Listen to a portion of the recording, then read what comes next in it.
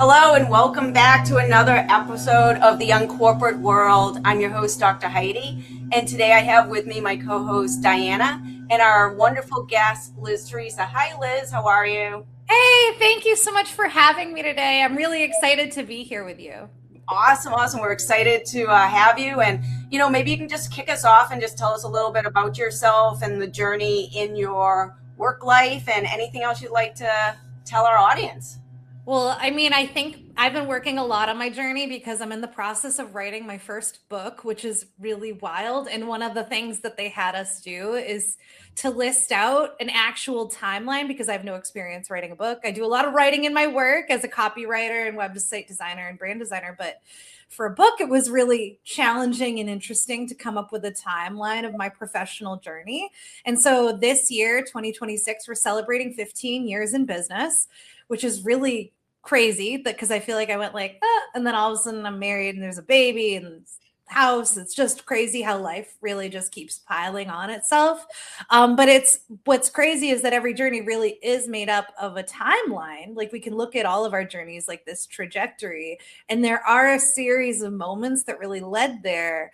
And that I would say when I was a younger person and I was in high school and even college, I didn't even know about business. My aspirations were purely to become an actress on Days of Our Lives, really days, because I was like, well, you work every day. That's nice for an actor because, they don't have a lot of job security. And I was very good at memorizing lines. And so I really wanted to go do that. And then obviously I've changed my mind. But there's a series of moments that contributed to what I thought I wanted for myself, and what ended up happening because I'm not on Days right now. But I have a very successful website and branding business. We also do copywriting services and all of that. Anything pertaining to visibility consulting for business and entrepreneurs. That's where I really love to enjoy myself and spend my time. That's amazing, Liz. And I know you talk a lot about visibility and getting people out there and making them visible. What do you actually tell somebody that comes to you who's brand new, zero audience, maybe is lacking a little bit in confidence? Because visibility does, I feel, coincide a lot with someone being confident and putting themselves out there. So how do you get them from, that bridge that gap between, okay, let's build some confidence, let's build an audience because you're going to be talking to nobody, to get to that point of being visible and having that visibility? Well, I used to be very obsessed with fame because of the actor background. And actually, if you look at my logo, it's a star, like a Walk of Fame star.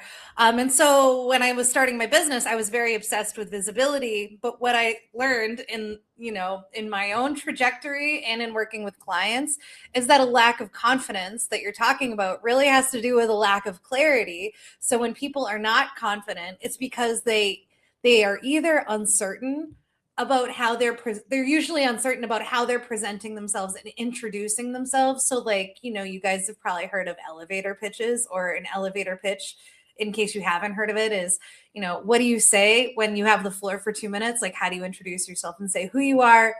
And this is what you should say: who you are, who you help, and the problem that you help these people with, the problem that you solve. That should be in your elevator pitch. But I think sometimes people when they're starting, feel like they have to talk big in order to be taken seriously. And so sometimes they then will adopt like a voice that sounds like an alien, like in their own body. So it really just becomes this like floopy, uncertain presence. So a lot of the work that I get to do with visibility, it does help people get more confident about themselves. I always like to say, you should be the star you know you are. It's like that's my trademark slogan. And I trademarked that because through visibility, we increase confidence, but really it's about clarity. It's about getting to know who you are, who you help, and the problem that you solve, and having the comfort to say it. And it's all the first time you say that type of sentence, even if it's true, your voice will shake the first time. It's kind of like whenever people ask about pricing, I'm always like, your pricing should be the amount of money that makes you uncomfortable to ask, just a little uncomfortable to ask for the money. Like you have to be a little bit uncomfortable in order to grow, I think, with anything. But yeah, it has so much to do with clarity, even more than anything.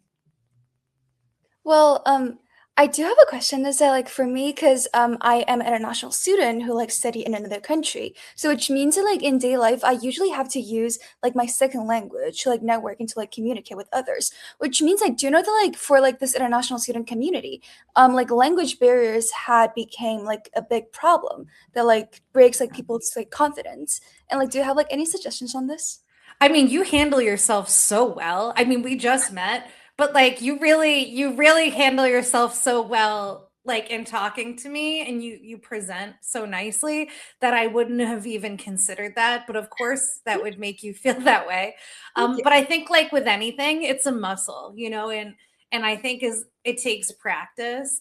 And especially like if you asked me to introduce myself in another language, the only other one I know is French, and I am Trey rusty. So like Trey is very, but I'm Trey rusty. And I don't know if I could be as eloquent. So I think it's muscle memory. And I think too, whenever you say, this is going to sound silly, but a lady asked me recently, like, oh, do you have any tips? Because I'm going to be on the radio. And I think that this is like kind of a tangential tip that might be helpful. But she was worried about going on the radio. And in the radio, like when you're on radio, it's very fast. And so it's like, you've like 30 seconds, say what you do, da da da. Like they don't save 30 seconds, but like in your brief, they'll be like, you might have 5. Like it's very quick. And so when you're on radio, you have to be fast. And so sometimes when you're fast, you don't get to be as discerning about the words that fly out of your mouth. So I always say, as long as you're smiling, it at least sounds like you're like if you smile while you're on the radio, people can hear a smile. And so it's going to communicate your energy. And so I think like as long as you're bringing an open heart and you're smiling, when you're communicating, even if it's imperfect, people will gloss over imperfections. Because Diana, I got to tell you, there are people that lived in this country a very long time that have a hard time with basic language skills, and they wouldn't even know that they do. And I won't name names, but I want to, but I won't. As a college professor, I run into that all the time. And I'll tell you, Diana, too, I forget sometimes that English is a second language for a lot of my students that I teach. And, through conversations during office hours and things like that, they'll say the same thing that you say, like, oh, I have to translate or I have to think about this. But they're so confident in what they do, or they come across confident. Mm-hmm. You wouldn't know that that's happening. And sometimes I have to remind myself to slow down a little bit, to explain things a little bit differently. If I'm using colloquialisms or idioms, to try to explain it, because that they're not used to that. They're not part of our culture and really don't understand those things. I use a lot of colloquialisms too. And I'm even now like, oh, I wonder if I used any that you didn't know. And it's too late. But next time I'll be more cognizant, because people wouldn't know some of the silly stuff that we say. There is a lot of that kind of stuff, in language. Diana, do you feel that some of that also attributes to social media and your generation not having the same communication level that like Liz and I are used to? We grew up with a lot more, obviously, face-to-face communication, talking on the telephone. Do you think some of that also attributes to the use of social media and different platforms for texting and things like that? Oh, yes, I think for sure. Especially like the culture, the how like social media actually had this like huge influence on people is like surprising, because like the text language like you use is different from like your daily communicating language. And like when you're trying to like pitch yourself to like another person, you still have to use this like other set of like mindset, which is actually very hard for like people from like different cultural background to like blend in. And so addressing that, I do have a question for Liz, is that do you think like social media like help or like hurt people like my age when it comes to like self-confidence? I think I still have a hard time ordering a pizza by phone if it makes you feel any better. And I feel like that's just an example of like how, so I'm a millennial too. And I would say the second that online ordering came along, I was like, oh, I never have to talk to somebody about doing half cheese, half pepperoni. I can just click it.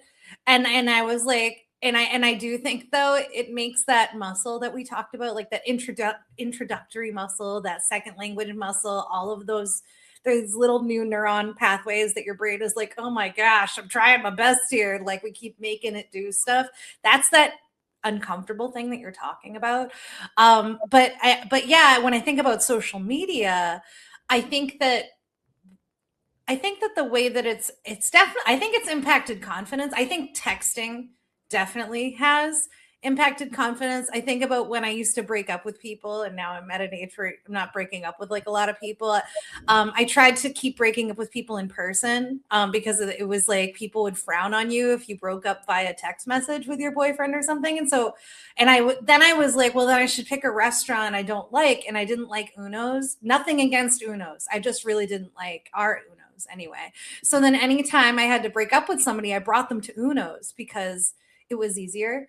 And I kept doing it there. So like every breakup I've had was Uno's in Hanover, Massachusetts, which is just kind of interesting. And then except for a few, like, and then I think as I aged, like if somebody wasn't a fit or you wanted to break up, it was by phone or text. But nowadays I feel like people break up via text a lot, and that's probably become a natural evolution of the way that we communicate. I think what I'm more concerned about, and I'd welcome your input on this a lot, is how do you think AI has changed the way that we think about communication and the types of like things we communicate? Because I'd love to share. I don't want to like take, I can be a mic hog. So like, I don't want to like hog the mic. So I would welcome your input. And then I'd love to share about how I feel like AI has changed the way that my brain communicates things.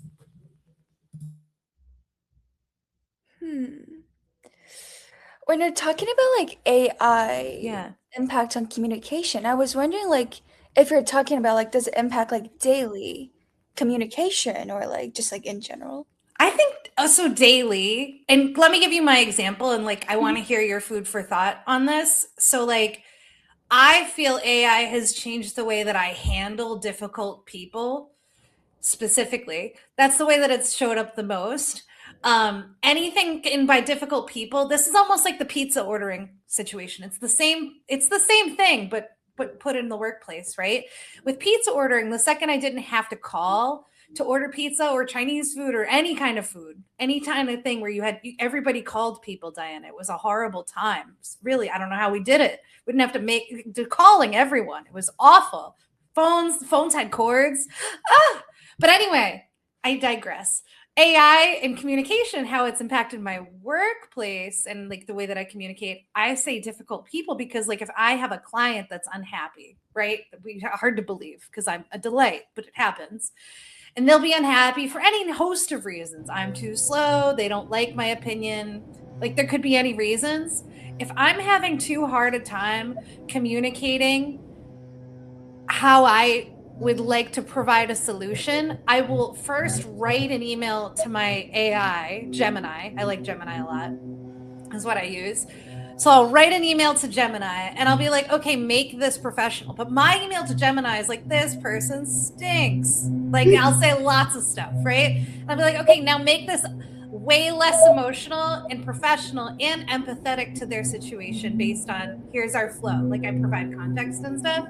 And then AI is doing the emotional labor for me. And then that way I can reserve that emotional energy for other parts of my life that deserve more of my emotional presence. So like, I feel like, does that kind of answer? So it's like, I've outsourced like hard things. I think where it can get dangerous is like, if you're having AI talk to your boyfriend for you, but like for a client, I'm like, I'd rather not waste my energy on somebody that's going to be temporary. And then I can play with my son later because I have more in my battery. It really reminds me because like I am honestly very scared of like sending emails like to my teachers. Like especially like when I first like moved Yes. like, to the US, that's like one of like my biggest fear in school is to like ask for like extensions or like ask them like clarify. Cause like I'm really scared that like how you have to go through like all this like process like when you're sending an email. Yes. Because I don't know, I have this feeling that like when you're especially like texting online, like no matter if it's like shoot an email or just like text messages like generally, you're not really like Mm. showing that much emotions. But the weird thing is that like at the same time, you just feel like you've been put into like this vulnerable position that like people can just judge you like through these words. So what I've been doing a lot is like I do use AI to like write like an email like to my teachers like when I'm sick or like when I'm like asking for extensions. I don't know if that's a good thing or a bad thing because I'm kind of like relying on it a bit. But yeah, just like what you mentioned, it did like help me with like the confidence like building that. Oh, it made you feel more confident. Yes. Yeah. I use it the same way that Liz is talking about. Like if I have to write something to a student, especially if it's like, gotta be really careful about that wording and how it comes across. Like you want to be empathetic, but you kind of need to toe the line. I've been using AI in the exact same way, but I have no problems with it because it's my original words and formatting and the way I want to say it. And I'm the final reviewer of it. Mhm. If I don't like what they said, That's but a true. lot of times it just helps you kind of making sure that you're getting that empathy and towing the line and saying it in a way that I'm like, I couldn't have said that better to get that message across. But I also think, this is my opinion, Mm. I think there's a time and a place for an email versus a face-to-face. And if I can Yes. just give you from a teaching perspective, Diana, my thoughts on that, I'm going to be sick or this or anything like personal but factual, you're just delivering a message.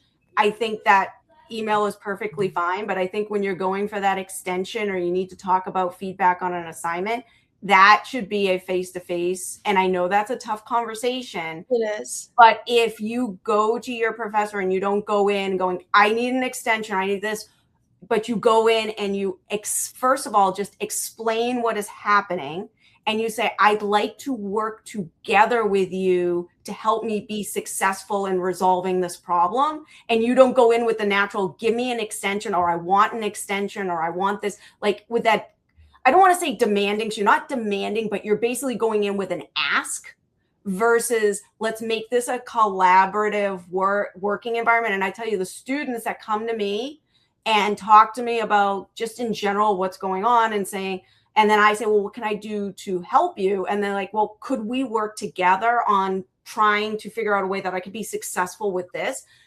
I am usually one to absolutely, and I know a lot of my colleagues are too, you'll get a much better result from that individual versus if you just come in and be like, oh, I'm so sorry, I didn't talk to you all term, but now I need an extension on this or I need that. So there's still this learning curve of when do we do something in person or ages in person versus an email. And even if you feel like you need to get over that hump with the email, it should be more about like, how do you frame that email? And the email should then be framed the same way I'm trying. Like, you shouldn't even ask for anything in that email. You should just, I'm struggling with this and I'd love to schedule a time to have this discussion to see how we can work together for me to be successful, and leaving it open like that. That is a open communication sort of.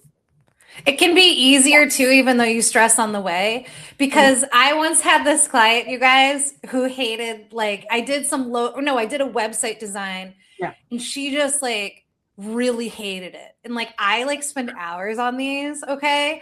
And then I was like, well, clearly she stinks. Like, it's her, like she smells bad and it must be her fault that she hates it. And then, so what I did though, is I'm like, when somebody really just completely hates something, I have to meet with them in order to like save the relationship, yes.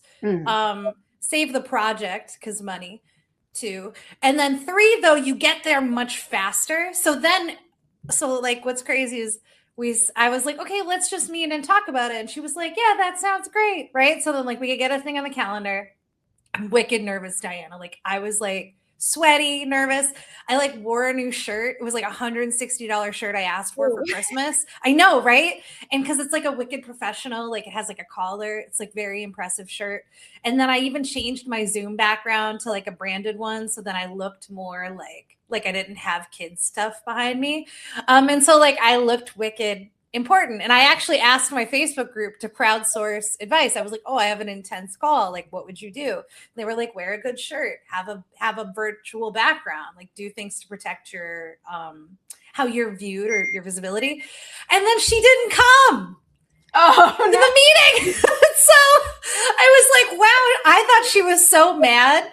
She didn't care nearly as much as me because she didn't come. She forgot. That was really it. So then we get on finally, like a week later, and now all of my fear had kind of evaporated because I was like, wow, if anybody cares about the project, it's me. So then I ended up going to that call.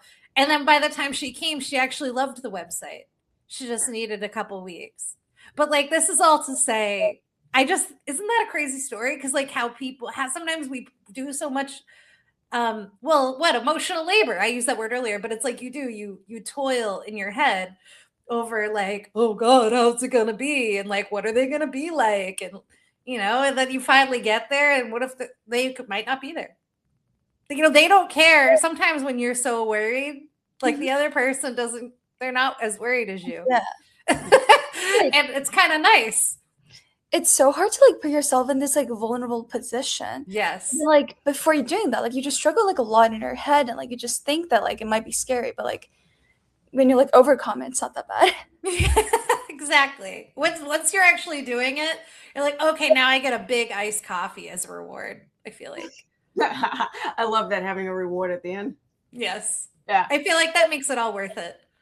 So Liz, I'm going to flip the script here a little bit. How has, we're talking about AI and its impact on communication, all this. How has it impacted the marketing world, website design, social media in general? I mean, I've seen it. I can see how some people are using it, but I'm kind of more interested in hearing where you're like in it every day. How has it really impacted? Have you seen jobs even going away because of it? I have seen jobs go away. I would say my job hasn't gone away. Yeah.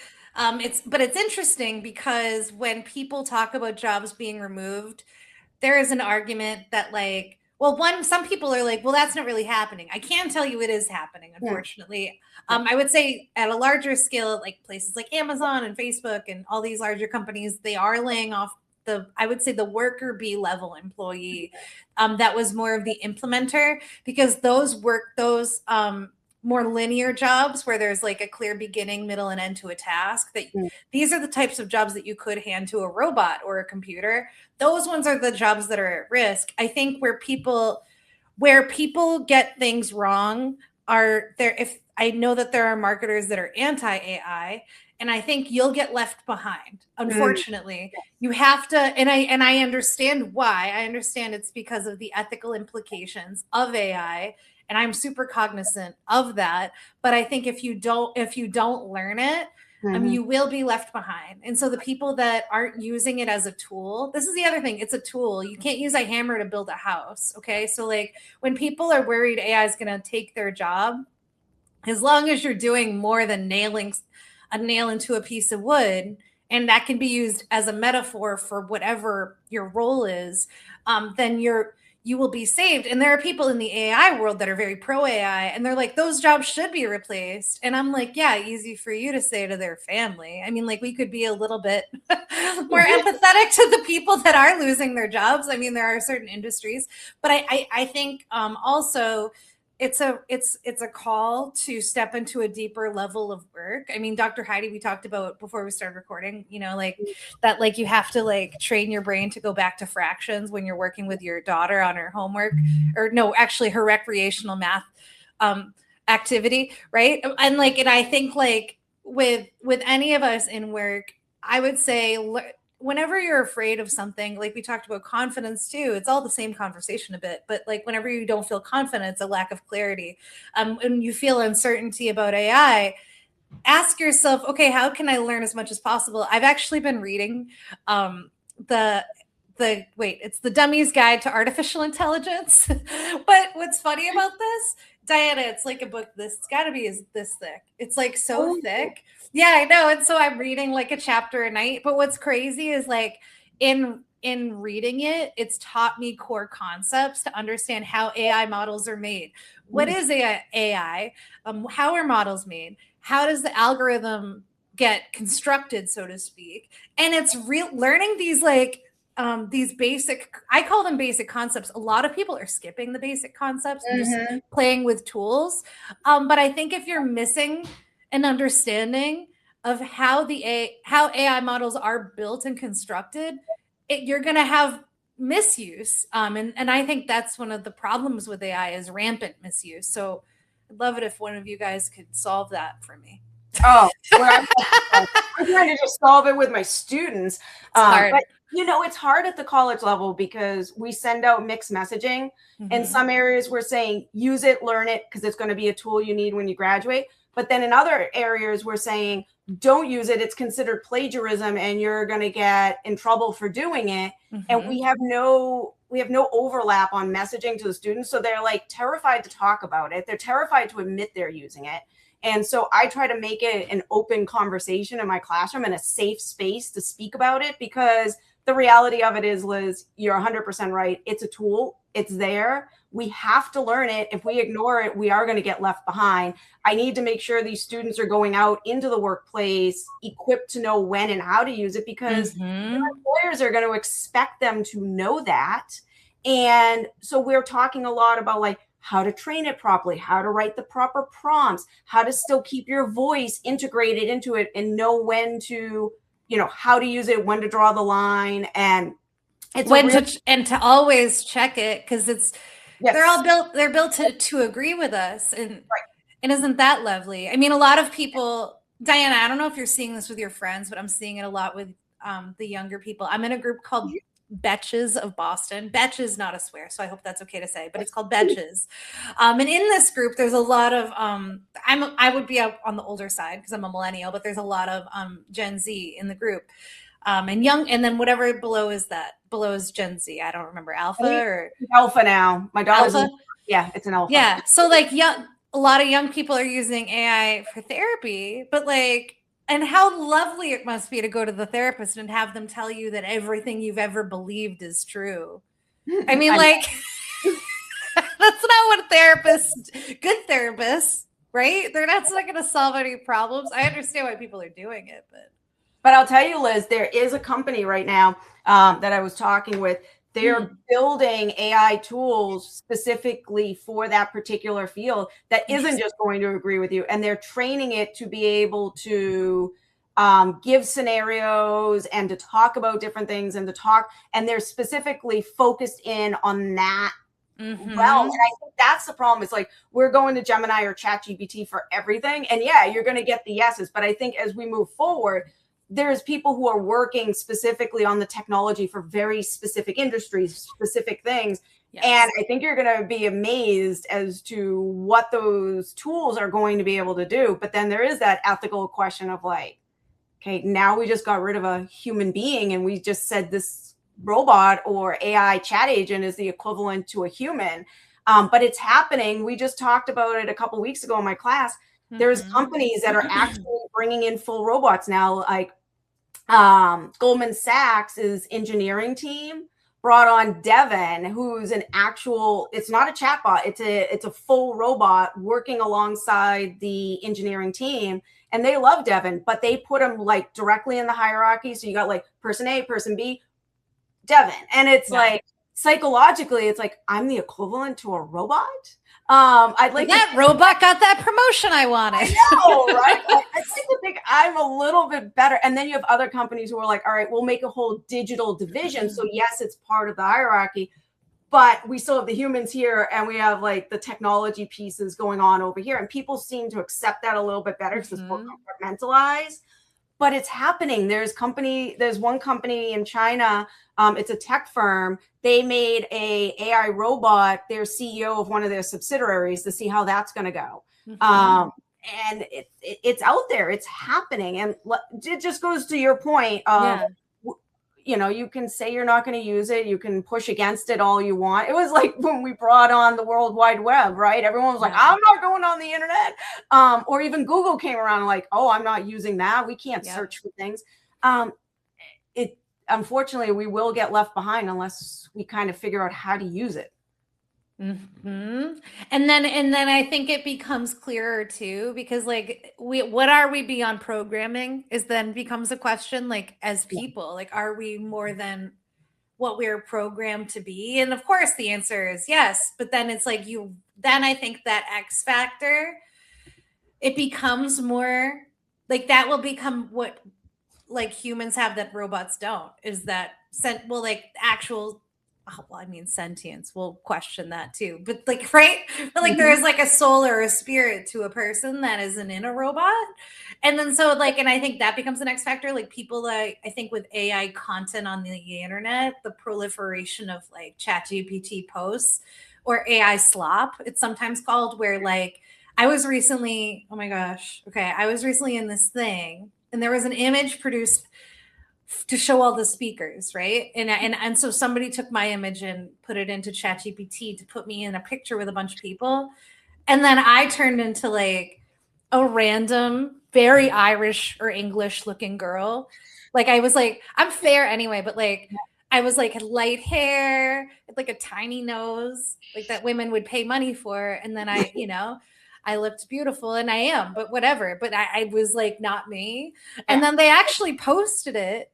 And then I emailed in and I go, that's not even me. And I go, you can't just say that's Liz Theresa. I go, I disallow that. I renounce you. I said this nicely. I didn't say I renounce you. I wish I did. That would be a great use of renounce. But this is to say, I think people, I've seen in my marketing talks, I talk to a lot of small business owners, and there is like AI fatigue over completely AI generated content. AI should assist with content creation, but AI should not always be the initiator for what people need to hear. That's like where it shouldn't be the originating thought. That's me. But I understand in the therapy model, you could create a model therapist. Do you know what I mean? It's a model therapist. It's not technically a person. And then you wonder what it would miss, if it would miss anything, or what you would need to update. Like they're like computers and OSs, these things we need to update over time. So nothing is perfect or without hitches, I feel like specifically to like therapy, people usually like go to AI mainly not because like they want advice. But because, like, they want this feeling that can like boost their like self-confidence. When there's like this robot that can like always like say yes to you and to like reason it with you. That's true. That's an interesting perspective. But I think it's totally true.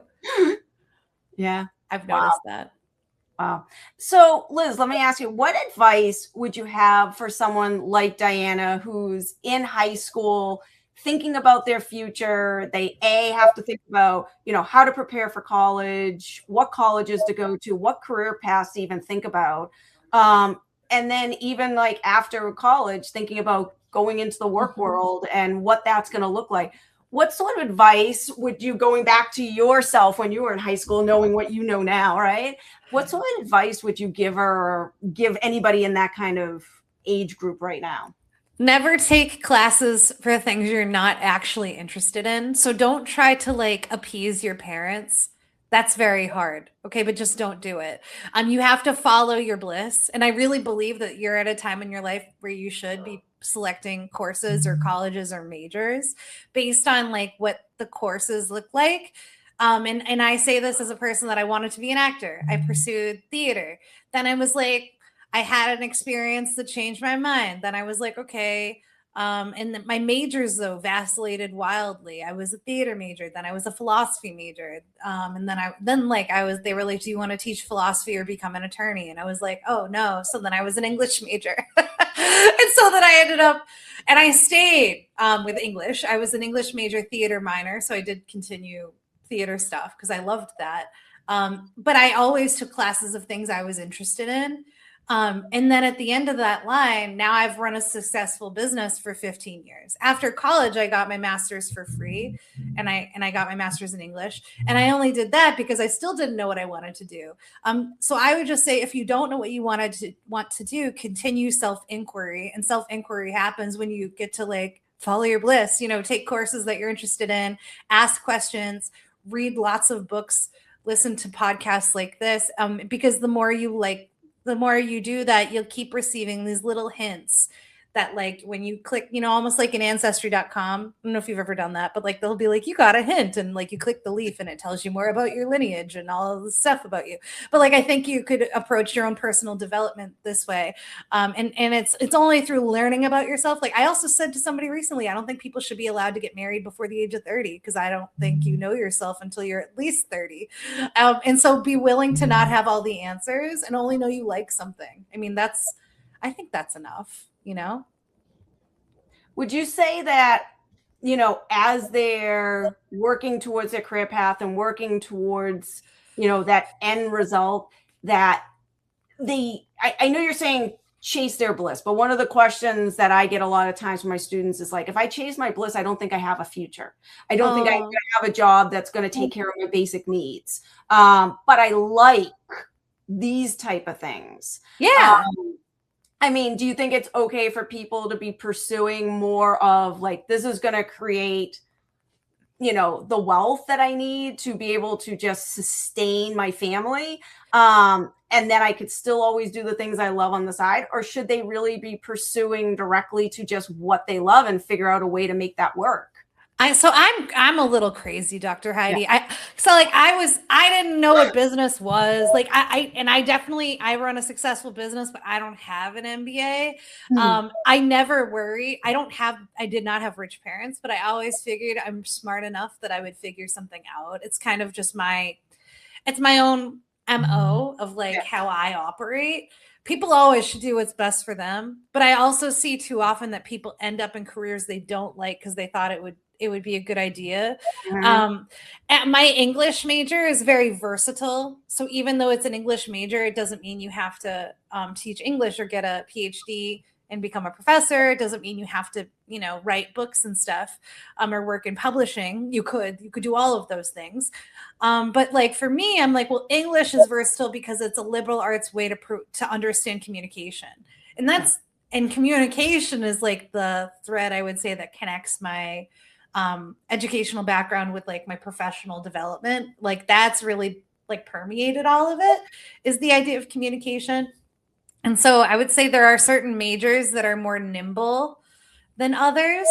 And I think liberal arts is awesome because like you could, that's kind of, it's like a bliss of English, not theater, history is kind of like this. Theater, you learn a lot though. I don't want to minify on theater majors, but I didn't want to major in that because I didn't want to go into performing arts like at all. Like I love theater and I loved acting, but I had decided, I was like, oh, I don't like being in a career where people tell me if I'm good enough for the part. Like I want to create my own trail and my own parts and direct the plays, and I want to be the boss, and I knew that but I learned that was like, I think by exposing yourself to things you like, but I have too many clients that come to me though that are becoming uncorporate. Like you think about the name of the podcast, like the UnCorporate World. I'm as uncorporate as they get because I never even had a traditional job. Like after I graduated with my master's, I was an insurance agent. So I was doing something random to make money while I was figuring these things out. Right.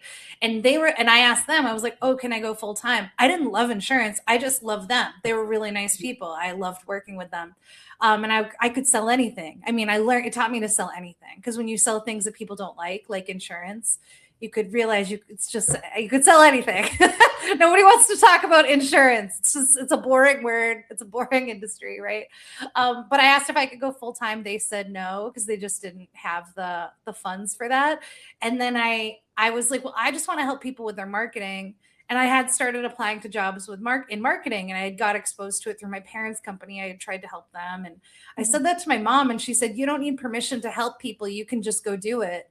And that's what launched my business, is that I didn't need permission. You don't need a person offering a salary to tell you if you're worthy. You're already worthy. If you decide to take the action and just ask for money on the other end. And that worked for me. It's a very unorthodox pathway, but it might also be a relief to know that if you have enough self-reliance and accountability. I mean, I didn't come from money at all.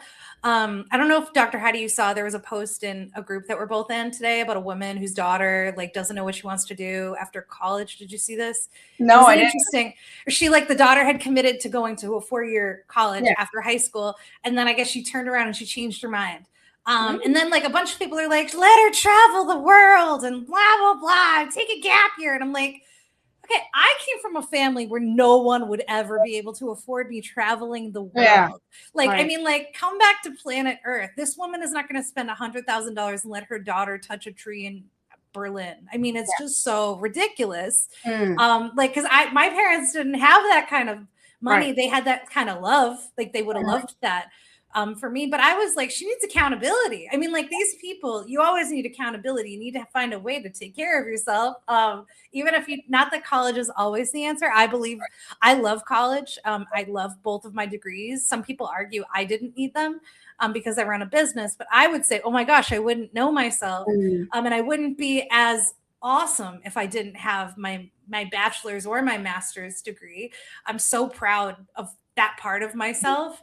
And no one will ever take it from me. Like, you get it, you invest in your education. It's the best investment in yourself you can make. And I did pay off my loans. So like, you do pay off your loans if you have to get loans. And mine were a doozy. Let me tell you, mine were $120,000 and I paid them off last year in 2025 at the age of 37. So I wasn't like horrifically old when I did it. Horrifically. It made it sound so sad. I think what people need to understand too is the discussion around what college is really meant to give you at the end of the day. So unless you're going into something extremely specialized, you need to become an engineer, a lawyer, doctor, or CPA. Yes. Okay, yes, there might be a very specific path you have to legally follow to get the specific skills you need for that. But other than those maybe handful of jobs that require that, most jobs don't require any sort of things that are that specialized, that need that sort of certification. And what we need to understand is what college is giving you is it's giving you that chance to spread your wings, to develop, and more importantly, it teaches you how to learn. And I think that took me a while to understand myself, but it really is there for that learning opportunity. And when you can finally have that light bulb go off where you're like, okay, I really know how to do research. I know how to educate myself. I know how to get the information. I know where to go. Really, anything is possible at that point because we have so much accessibility to information these days. So just understanding that your degree doesn't necessarily mean that is what you are going to be doing for the next 30 years of your life. What it's doing is it's helping you develop yourself and develop how to learn. And colleges really create degrees because they need to put people in the buckets. They just can't have them going every which way on the campus. You have to be on some level of path. But again, unless it's something very specialized, it's applicable. And I know, very few people other than those specialty areas. I know very few people who are working in their career fields. I mean, if I had followed my career field, I should be working as a computer scientist. That's so different than what you do now. I know. I'm not a computer scientist. I also have a degree in marketing. I don't do anything in marketing. I have a friend who has a music degree and he's an accountant and has been an accountant and loves being an accountant. Didn't become a CPA because he didn't have that specialization, but loves just generalized accounting and has a wonderful career that he loves doing. Again, we have to recognize that we're so like, oh, we have to pick the right degree because this is what we're going to do. It's a lot of pressure. Yeah. And that's not necessarily the case. They said that to me at when I was a senior. There was this thing. And it was at the end, or it was like fall of senior year. And they said, if you don't know what you're doing after graduation, you're too late. It was either fall of senior year or spring of junior year of college. And I was like, wait, I'm too late. Like, I was like, I don't know what I want to do. And a lot of people that get a bachelor's in English might go on to get a teaching degree. Like, it's a very airy and broad career opportunity with a liberal arts degree. So then I remember I met with my advisor, and then I decided to apply to graduate school, and then I got paid to go to school. So I deferred my undergraduate loans. I ended up going to Bridgewater State University here in Bridgewater, Massachusetts, and I got my master's in English, just an MA, not an MAT or anything like that, just an MA, and it allowed me to have more time to mature in my brain. Like you said, Dr. Heidi, I love that you called it just an opportunity to learn how to learn. And like, that's wicked what it is. And it's such an excellent and amazing way to think about it, because it's you're investing in your own mind and your own personal development and all of that. And that extra 2 years, I got paid to go to school and I got a master's degree. So they paid me. I was a graduate assistant. It's called an assistantship. When you get to, if you ever want something past your bachelor's, look at something called an assistantship, where they will pay you to go to school and then you still get your degree. And I really paid $0. All I had to do was buy some books, like, from my classes. And then it was the best thing I ever did. I got to meet so many more people, and I got to kind of blossom professionally and find my pathway. And marketing really found me. And I didn't know what marketing was. And like, now that's all I teach is marketing. It's wild though. Like, I didn't know what it was. And I was like 21. Yeah. I mean, I spent 10 years of my career in healthcare, and I was the grants and research manager. I started that job. I knew nothing about grants and research. I really knew nothing about nonprofit management. At that time, there was no education or degrees that really taught any of that. And it was all 10 years of on-the-job training. And now I've been in that sort of sector for almost, going on, I'm not going to say it, 20-something years, 25. And I would say I'm an absolute expert in that particular field. And that's why a lot of people turn to me for advice. And, but did I ever get a formal education? No. But without the education, I don't know that I would have known how to teach myself what I needed. Agree. It's so good. So Diana, do you have any final questions for Liz today? Yes, I actually have two. Okay. Because I was just thinking a lot, and I feel like I really got inspired. Yay! I feel that. So just all these like transitions, like you've talked about, like in your life, and I do know that, like, most people are actually just like procrastinating, like waiting for this like big breakthrough, like transition in life. So then, like, what habit do you think I should be like building now that like most people are waiting too long to start?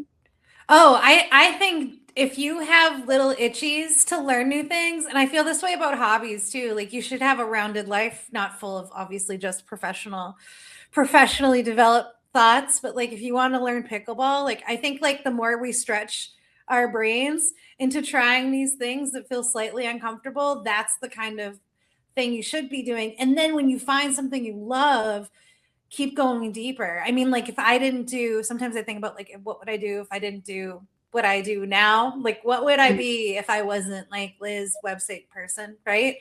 And what I would be is I think I would either be a CMO, so corporate marketing officer. Chief marketing officer. Chief, thank you. See how uncorporate I am? I would be a CMO somewhere, or I would own my own boutique, because I love clothes. I love fashion so much. Oh my gosh, I could talk about it forever. That's love clothes right there. Yeah, I have a cute. I love that. And so I think allow yourself, Diana, the space to keep inquiring. Because it's all investment in like your learning, like Dr. Heidi was saying, because it's like the more you allow yourself the space for inquiry, that's so good for your brain. And it's also so good because it really exposes you to so many things. But then when you love something, allow yourself to go as deep as you want, And it's interesting, Diana, we know so much more now. And I think it's because we have access to information that Liz and I did not know growing up, but there's an actual like formula now to get yourself ready for college, and that's kind of scary to even think about that. But it's between kindergarten and fifth grade. You're supposed to expose your child to as many things as you possibly can. And it's not to say like pushing them into things that if as long as they're willing and interested, you expose them, because on their own, they're not going to know when they're little at kindergarten even what soccer is. Someone has to tell them, this is a soccer ball. This is what you play. Like we're not just born knowing anything about these things. So we introduce them over that time span. And what that starts to show us is it gives them exposure, lets them develop their brain, but then it lets us see where are their interests. And usually your interests fall into 2 or 3 buckets. That doesn't mean you might not do many things in those buckets. It just means like if you're really into art or music, that might be something, a path. If you're really into science and math, there's a path. And you might do a whole bunch of different things within that. But usually you start to see, and usually middle school, 6th, 7th, 8th, you'll start to see them develop those interests and develop those paths. And then they say, come high school. I already jumped the whole straight to college. You're really focusing in then on those paths and like doing what you can. And then to be competitive for college, you need to take the highest classes in those areas. And then like, if you're really into math and science, like something you might do is like join a robotics team, join the Olympiad, like the math Olympics, basically. Mathletes and all that. Or something like that. So like what college then sees is, okay, they've developed a path and they become passionate about, and they're focused. They're not all over the place, but they're focused, but they're doing a lot of things in those focus areas and they're making a difference. And that is what's getting you competitive for going into college. And that's what colleges are looking like. I never knew that growing up. That we didn't even have access to that level of information. And honestly, I don't even know that getting into college was nearly as competitive as it is now. It has changed quite a bit. I could see that. Yeah. Diana, did you have one more question? Oh, yes. It's actually my last question. Okay. So if people like only remember one thing about how to show up in their business or life, and like what would you want that to be? Oh, this is such a good question. Okay, so my favorite way to teach this is to think about the word branding. And when people hear the word branding, sometimes they feel like it's a logo or it only applies to businesses. But I always say, you're branding right now. Did you notice? Because I always remind people that branding is really any of the visual or written or audio, oral. It's all of the information that you're interpreting right now about me, Liz Theresa. Like this is an extension of my branding, whether I'm being intentional about it or not. So branding is when they define branding, sometimes they call it the intentional way of presenting an idea or concept or company or organization or anything a certain way in order to make your audience or people that see it feel, think, or come to a different conclusion. So branding is always described as intentional, but we always do it all the time. So it's all often by accident as well. So knowing that branding is how you want to be showing up, doing it intentionally is good. So knowing that you're already sending out all of these signals inadvertently or on purpose, like, we even talked about, like I want to write a certain way in order for people to take me seriously in an email, right? That's an extension of it. Is to once you realize you're already sending out that signal, what can you do and build? Like, how can you show up in a way that celebrates all of your favorite things about yourself? So a brand, I like to say, accidental or on purpose, should be a celebration of you. It should be a celebration of everything that you love about you. So Liz Theresa is my brand, right? So if you go to liztheresa.com, that is everything that I love about myself with the volume turned up really high. And then when I pursued my own personal brand identity, that was the thing I wanted people to feel was all of my favorite things about me. I don't want them to see the time I tripped and fell down the stairs in front of people, in high school. I don't, that happened once at the movie theater. I still think about it. I tripped and I fell and people laughed. It was awful. But like, you want to have your brand be your favorite things, right? So the things that you want people to remember, and then the more you turn up the volume on all of your favorite aspects of your personality or your favorite parts of an idea, that's the thing that increases memorability, right? So that's the consistency thing. So the more consistent you are with how you're showing up, how you're communicating yourself, that's how people will come to remember you, Diana, or anyone. And the way that you would do it as a person that's not a business, it's how you show up in your Instagram bios, your Facebook pages, your Twitter, your TikTok, Twitter. Oh God, that sounds, no one's there. Like X, I guess. X.